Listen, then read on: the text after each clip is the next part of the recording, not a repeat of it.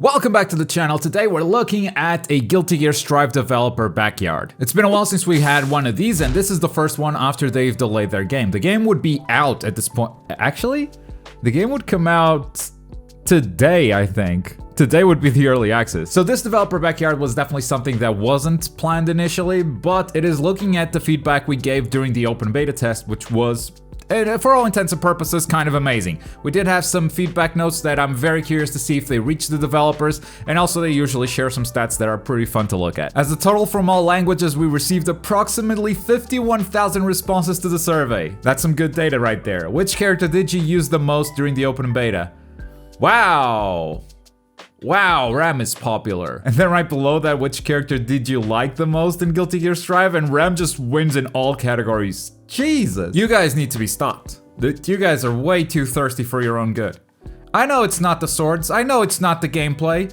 It's them thighs, isn't it? Put Ramlethal in a pair of trousers, and then put Giovanna in a very short pair of shorts. I bet this thing just flips around. Guilty Gear players are too thirsty for their own good. I will not let this slide. Ramlethal is extremely popular in every region, it seems. It's pretty unusual for the Guilty Gear series to have a new character placed highly in the popularity rankings, but Giovanna is quite popular outside of Asia. The results were really interesting, especially the differences between regions. Yeah, Giovanna did place high. Nagoriyuki not as much, but that character is also not super easy to play, so I'm not surprised. Please rate the following modes. There's versus tutorial, network, online lobby, network quick match, training mode. Yeah, the online lobby did not get good reviews. Tutorial mode actually worse than I thought, too. I didn't rate the tutorial mode too high because I just think it was a bad tutorial. Like, it just doesn't teach you anything. Tutorial mode received mixed reactions. Some praised it for the unique freedom that it gives the player.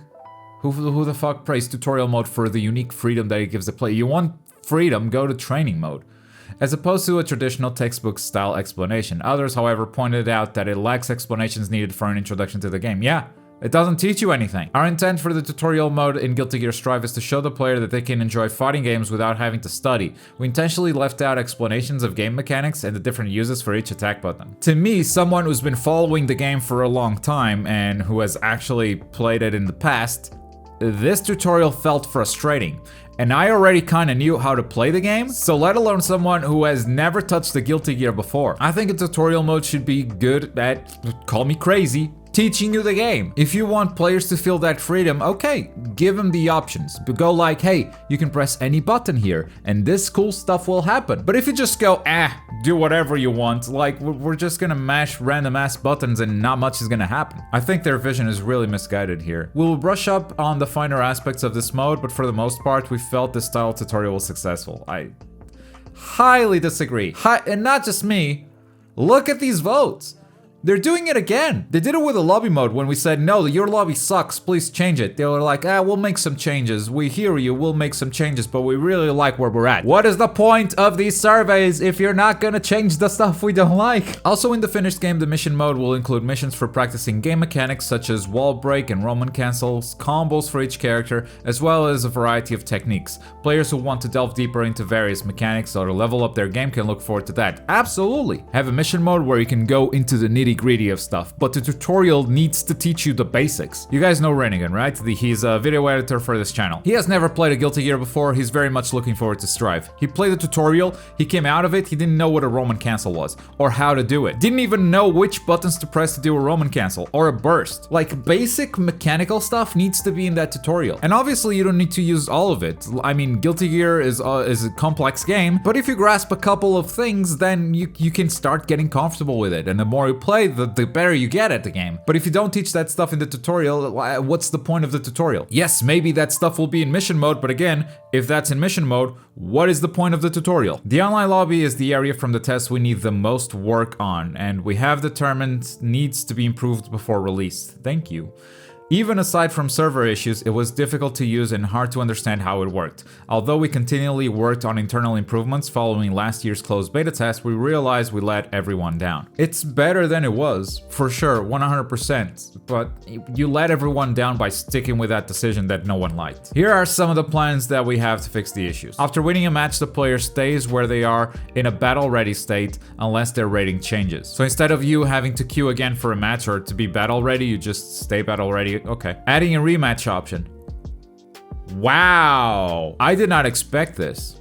And I'll tell you why. I didn't see a rematch option in the beta because obviously they're testing servers. They want you to jump from opponent to opponent. But if they are now adding a rematch option, that means at launch they were not gonna have rematches. That means that was gonna be some post-launch patch or whatever. Like, whoa. I'm glad I asked for rematches in that survey. Because I bet most of you also assumed, yeah, rematches are obviously gonna be in the game. Turns out, no. That is so surprising to me. Expanding the area in each lobby, adding an option to hide the news display, and adding dash movement for avatars. Well, first of all, I don't think you need to make the areas bigger. The size of the areas is fine. But hiding the news display? Thank you. Thank you. You know that most of the time that entire news section is gonna be useless. It's just gonna be some dumb stuff that we've already seen on Twitter. It's not how you get information. And adding dash movement, sure, okay. Make movement more fun in those lobbies. I have no complaints there. That just tells me that the lobby is gonna remain largely unchanged, so the lobby is what it is. We would like to conduct another beta test once these fixes are ready. Beta test confirmed! This is finally official confirmation that there will be another beta. Awesome, awesome, awesome. Although the training mode was praised for the number of options available, players also noted that the menu was difficult to understand. Really? We are looking into ways to improve the visibility of the menus for all modes. The one thing I wish was in training mode was frame data. If training mode was praised for the number of options available and the only difficult thing was the menus were hard to understand, then I guess that's not coming. Please rate the following aspects. We got character visuals and character animations really high. Battle system, kind of average. I mean, good average, I guess. Camera movement, also not as positive, I guess. Let's see how they read these stats. Regarding visuals and effects, we received many comments stating that the game looks good, but there are issues with visibility. In particular, many players encountered issues with characters blending into the background and being difficult to see, as well as losing track of the character's position due to the camera effects. Characters blending into the background, I was not aware this was an issue. I believe you. I just didn't feel that. With Guilty Gear Strive, we're trying our hand at using effects and visuals that are thought as taboo when developing fighting games. Big ass counters? That's taboo. Fighting games have never done that before. We're breaking all the rules. Maybe there's a reason why it's taboo. As far as issues with characters' visibility, we are looking into adding a setting so that each player can adjust it for their needs. Like maybe a character outline or something that each player can turn on and off. I don't know. Regarding the big visuals, the counter, the camera shift, I don't think they're doing anything. We are refining and improving it, but this is kind of what we want. I really think this game is going beyond the scope of fighting games when thinking about these design changes. And that is, if you are playing the game, visually they are not developing the game for you. Obviously, they need to make it so you can react to the stuff that is happening on screen. They need to make the game appealing so that you are encouraged to play it longer. But when it comes to the big ass combo counter and when it comes to the big ass letters that say counter on screen and the camera shift, in my opinion, they are mostly looking at how spectators will view the game and potentially trying to draw people that don't typically watch fighting games to be drawn into this thing. What's one of the first things that people look at in a fighting game? Oh, how big is that combo? So like having the combo counter get hype as people go, wow, the number is really getting bigger, and it's literally getting bigger. That's not a bad idea for a casual spectator, honestly. But it's definitely not something built for the players because, spoiler alert, no one cares about the number of hits. In any fighting game, let's say you are labbing a combo and you get a 10-hit combo that deals 30% damage. But then you lab another combo, instead of 10 hits, it only has 5 hits, but instead of 30%, it deals 50% damage. You are always gonna go for the 50% damage combo. What matters in a combo is the damage that you deal. The combo counter is irrelevant to the players. Sure, there are some situations where you gotta pay attention to the combo counter because of hit stun decay, but okay, that's nitty-gritty stuff. There is absolutely no reason for the combo counter to get bigger as the combo gets bigger. Not for the players at least, but for a spectator. Landing a big counter that slows down the game, has a camera shift effect. The combo counter getting bigger and bigger the longer the combo goes. Like, that's spectator hype. And that's where I think this design decision comes from. It is really to draw in people who don't usually watch fighting games into this crowd. That's the only way I can justify it, and players are gonna have to just deal with it, with this design choice. Hopefully it works out for them. As for the music, we received many requests from players who want to be able to select songs from the previous Guilty Gear titles. In the retail version of Strive, you'll be able to purchase them with in-game currency and select them as your background music. Awesome. More music in the game means more variety, means less of chance of you getting tired of listening to the same song over and over. Next, let's talk about the battle system. The damage is too high. In general, however, the damage will remain high as that is part of Guilty Gear Strive's design. If you were looking for a different type of game and you're still looking at these combos and being, wow, that damage is crazy, please lower that damage, I don't know what to tell you. This is not the game for you. We've analyzed many replays from the beta test and we feel the game mechanics are overall successful. We are adjusting the game so that simple combos and situational combos have their own merits, not limited to damage, but also in terms of meter efficiency and the situation you're in after the combo. That's how the game's gonna be played. They're adjusting stuff, but the high damage is gonna be there. And personally, I really like it. Roman cancels are interesting, but I felt limited by meter use. Fans of previous Guilty Gear games in particular had positive things to say about Roman cancels. Yeah, I really like Roman cancels in this game. But at the same time, many mentioned feeling restricted because the round would finish before they could use Roman cancels how they would like. True. You don't get a lot of meter each round, unless you get a wall break. Taking this into consideration, we have reconsidered the general rules surrounding meter gain. We didn't simply increase the gain rate, but you should be able to use meter more freely overall. What? This feels like a big change, but we don't know what they're changing. Like, they're gonna mess with meter, you're gonna be able to use more meter, but they're not increasing meter generation? What does that mean? Is the bar now broken down into 3 parts so you can Roman cancel 3 times? Nah, that seems broken. They wouldn't do that.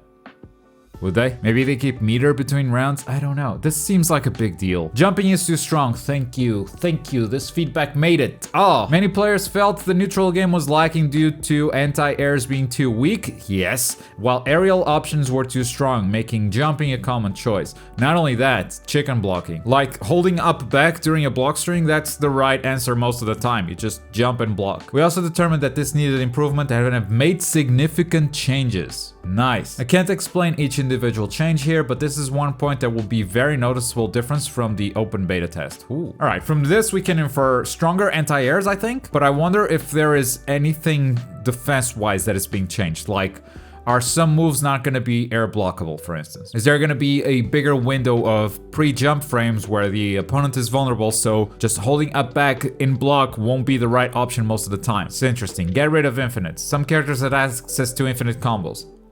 Yeah, okay, that's gonna get fixed. Loops are still gonna be in the game. They're not gonna get rid of loops. Thank you, that's hype. But hitting an opponent with the same move more than a set number of times would make them float less. Yeah, it's an infinite combo prevention system. Please rate the comfort of the online battle. Look at that. Rollback, baby. The rollback netcode was highly praised and we saw many matches between different countries and regions. However, in some instances, matches could be quite unstable, sometimes becoming incredibly slowed down. I think this happened to me once during the entire beta. We will be working on adjustments and improvements as the game approaches release. To get a bit deeper on this topic, during the test we had the input delay fixed at 1 frame. What? During the entire beta test, all matches were with 1 frame of input delay? What is this netcode? With rollback, if the distance is too high between 2 players, you need to add a fixed amount of input delay. 1 frame of input delay between Portugal and Japan is a fucking dream come true. What is this netcode? How the hell did they pull it off? I am so impressed. I thought there was like some magic algorithm in the background just automatically determining what should be the input delay between you and your opponent. Turns out no, it was just 1 frame the entire beta. This is magic. This netcode is magic. We are hoping to conduct another beta test after fixing the bugs and improving the game systems, so we are planning to make these decisions after looking at the results from that test. So they want to hold another test and then still have time to fix those issues. I'm gonna say the next beta test is in May. Game's coming out early June. May, we're gonna have Guilty Gear. About the second open beta test, we are planning a second open beta test based on players' feedback. The timing has yet to be determined, so please keep an eye out for future updates. It's in May. It's in May. And then there's a form to fill out if you wanna ask some questions for the future. Bottom line, RAM is more popular than I thought. Number 2, they are not changing any of the basic systems. The damage is high, it's still gonna be high. They are removing infinites, but they are keeping loops. The game is mostly gonna be the same. There are a couple of things that could be a big deal. The change to meter that they didn't really get into, as well as the anti-air stuff. Jumping is indeed too strong, so these are really the 2 big changes that I can see them making based on this developer's backyard. Other than that, disappointing, but the lobby is gonna be the lobby. At least they're gonna remove the news section, but the lobby is still gonna be the lobby. And finally, the best news is, officially confirmed, there will be a second open beta test. This developer's backyard just made my day. So now I pass the question off to you. What did you think of this update? What are the big news in your personal opinion? Let me know in the comments down below. And as always, thank you very much for watching. My name is Globku, and I'll see you next time. Bye!